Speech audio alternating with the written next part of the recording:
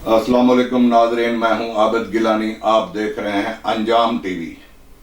आज हम बैठे हैं हमारी वेलफेयर के लीगल एड सेल में और हमारी लीगल एड सेल के जनरल सेक्रेटरी हैं शाहिद बशीर चीमा साहब। आज हम इनसे पूछते हैं हालिया में ये जो इलेक्शन हुए हैं लाहौर बार के, वो सही हुए हैं नहीं सही हुए, और दूसरी बात यह है कि उन इलेक्शन का किसको फायदा है, आवाम को है या वोकला को है, ये इनसे पूछते हैं।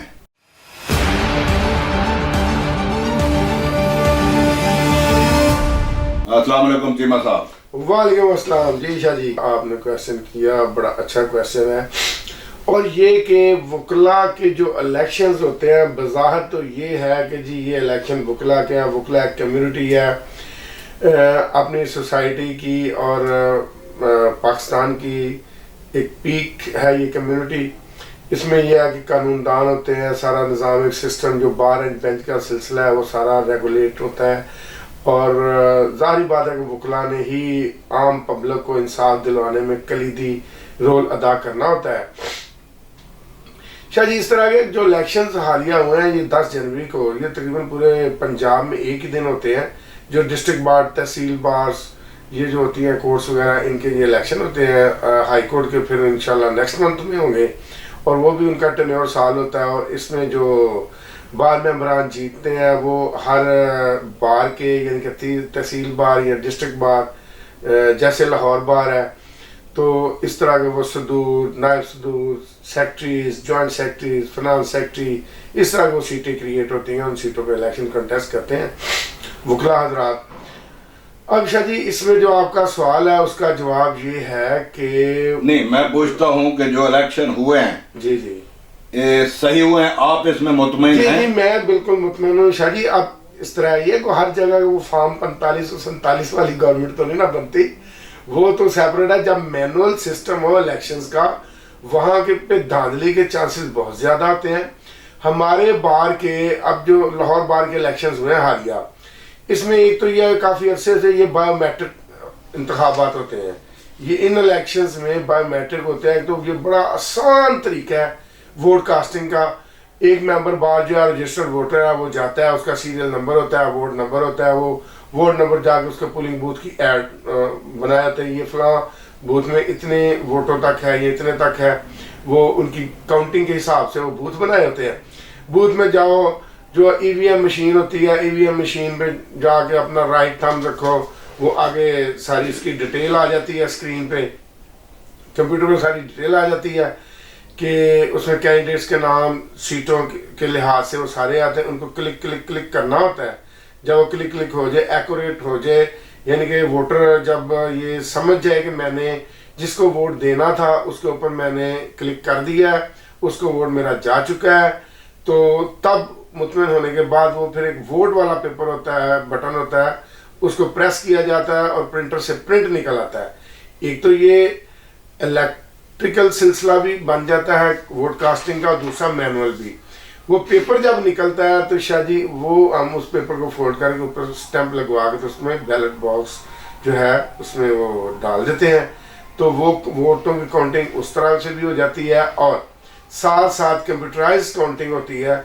अब यानी कि हमारा 9 to 5 होता है इलेक्शन डे का प्रोग्राम, वोट कास्टिंग का टाइम। 9 to 5 में 5 जब हो जाते हैं तो 5 बजे इलेक्शन अहाते में जितने लोग होते हैं उस प्रेमिसेस में उनके वोट कास्ट होते हैं। जो ही वोट कास्टिंग बंद होती है तो हार्डली 5, 10, 15, 20 मिनट तक जो है ना वो रिजल्ट अनाउंस हो जाता है, और 22 स्क्रीनें लगी थी जिन पर result announce, election commissioner result announce कर देता है। तो इस तरह के जो है सिलसिले में वोट कास्टिंग में शाह जी रत्ती बराबर जो है वो 2 नंबरी या धांधली का चांस ही नहीं है।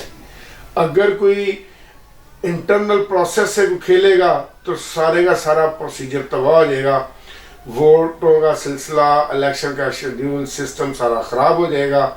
इसलिए इसकी छेड़छाड़ पॉसिबल नहीं है। और अगर वो करता भी है तो भाई मैनुअल पर्चियाँ भी तो डली होती है ना, उनकी रिकाउंटिंग हो जाएगी। तो जो धांधली वाला सिलसिला है वो तो शायद ही सवाल ही नहीं पैदा होता। इसलिए मैं तो मौजूदा सिस्टम जो हमारा वकला का ईवीएम मशीनों के जरिए मैं तो इससे बड़ा मुतमईन हूँ कि इसमें कोई धांधली के चांसेस नहीं है। इसीलिए तो जो पिछली गवर्नमेंट थी उसने जो है वो पीटीआई गवर्नमेंट ने भी ईवीएम मशीनों की हमायत की। वो परचेजिंग वाला सिलसिला पता नहीं हुआ या नहीं हुआ, तो बहरहाल वो इलेक्शन कमीशन को हदायत उस वक्त की हुकूमत ने दी थी ताकि आइंदा कभी भी धांधली के चांसेस जो है वो जीरो हो जाए। कोई ये ना कहे कि जी मुझे धांधली से हराया गया, ये फॉर्म 45-47 वाला जो है ना, इस तरह का कोई इशू बन ही ना सके, क्रिएट ही ना हो। दूसरी बात यह है कि ये इलेक्शन होते हैं वोकोला के, जो लोग इलेक्ट होते हैं वो सिर्फ वोकोला के काम आते हैं या आम आदमी को भी फायदा हो सकता है? हाँ शाह जी, ये बड़ा इंटरेस्टिंग आपने क्वेश्चन किया कि भाई बात असल में ये है कि वोकला जो है ये कम्युनिटी बेसिकली अदालतों में रिप्रेजेंट किसको करती है? पब्लिक को। पब्लिक के केसेस होते हैं, वरना गवर्नमेंट की मशीनरी के पास तो उनके सरकारी वकला होते हैं और सारा एक सिस्टम होता है, कानून नाफज करने वाले अदारे होते हैं, कानून बना है, पीपीसी है, सीआरपीसी है, जहाँ में वायलेशन होगा कोई ना कोई कानून जो है वो हरकत में आएगा और कोई ना कोई एजेंसी जो है उसको कॉग्निजेंस लेगी। उसके नतीजे में जो वो उनकी पकड़ धकड़ होती है या एफआईआर होती है या वो जो केस बनाते हैं, जो कॉग्निजेंस अदारे के लेने के बाद जो सूरत हाल पैदा होती है उसको आगे कोर्ट में लाया जाता है। जब कोर्ट में लाया जाए तो पब्लिक की नुमाइंदगी एक आम वकील ने करनी होती है, एक आम शहरी की नुमाइंदगी एक आम वकील ने करनी होती है। जब वो वकील साहब एक आम बंदे का केस लड़ते हैं, अगर तो वो बंदा बेगुनाह होता है तो वकील साहब जाहिर बात है अपना फुल जोर लगाते हैं और उसको बेगुनाह करार दिलवाते हैं। हाँ, केसेस बनाने में और केसेस होने में ये भी एक बड़ा डिफरेंस है, बड़ा ह्यूज डिफरेंस है। उसमें इस तरह होता है कि जब कोई झूठे केस बनते हैं वो बड़ी जल्दी ख़त्म हो जाते हैं, हम वकला उसको बड़ी जल्दी क्रश करके प्रोसीजर को अडॉप्ट करके फ्रीक्वेंसी के साथ जो है ना बड़ी स्पीडली, जैसे कहते हैं ना फलां स्पीड, वो चीफ मिनिस्टर बना उसका नाम जी ये स्पीड बन गया, तो हम उससे भी ज़्यादा स्पीड में जो है वो उस आम शहरी को इंसाफ दिलवाते हैं। नहीं जिमा साहब, मेरा एक और सवाल है जो मेरी आंखों के सामने वकूआ हुआ। जी जी।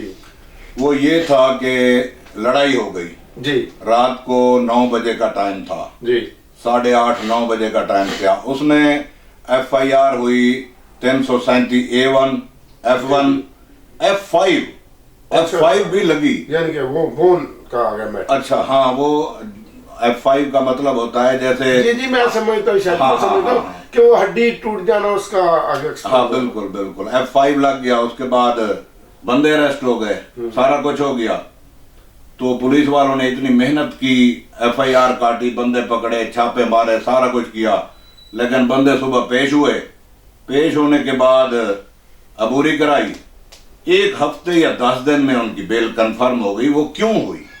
ये तो वकूआ मैंने खुद देखा जी। वो आपकी सारी बातें ठीक है। अब कानूनी जो प्रोसीजर है, जो हमारा लॉ है, ये बेसिकली इंग्लिश लॉ से ही आगे इसका कुछ रिफॉर्म्स होकर थोड़ा सेट हुआ है, बेसिकली इंग्लिश लॉ ही कहें।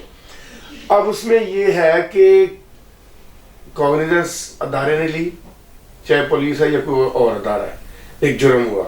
अब एक आम शहरी जो है उसकी हड्डी तोड़ी गई, उसको पीटा गया, उसके साथ नाइंसाफी हुई। अब उसका जो केस है स्ट्रॉन्गर बनाना था वो अदारे ने, यानी कि पुलिस ने। अब उसका एमएलसी प्रॉपर हुआ है या कि नहीं हुआ, अब उसमें एमएलसी में आया क्या है। अब कोर्ट्स ने, प्रोसीजर ने तो उसको देखना है कि जो उसका वो मेडिकल रिपोर्ट आई है उसमें वो ऑफेंस अट्रैक्ट करता है कि नहीं करता।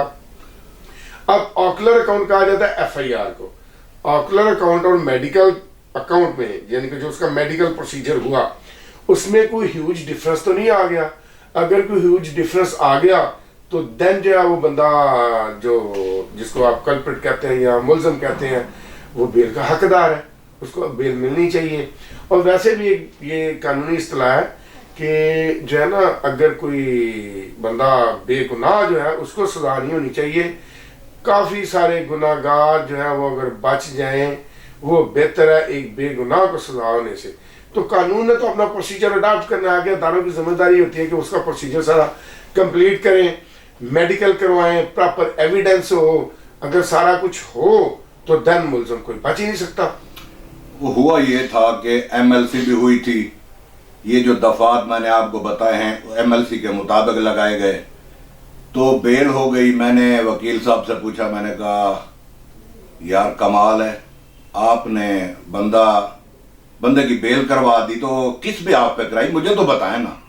وہ کہتا ہے جی آپ دیکھیں, سیدھی سی بات ہے, روڈ والی جگہ ہے, ٹائم 8:30 ہے یا 9 ہے, اس میں صرف FIR میں ایک غلطی تھی کہ تفتیشی نے یہ نہیں لکھا کہ وقوع بلب کی روشنی میں ہوا.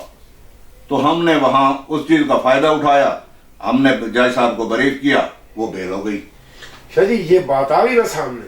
ایکچولی قانونی پوائنٹ جب کوئی ارائز ہوتا ہے تو وہ پولیس والوں کی غلطیاں ہی ہم لوگ ٹریس کرتے ہیں.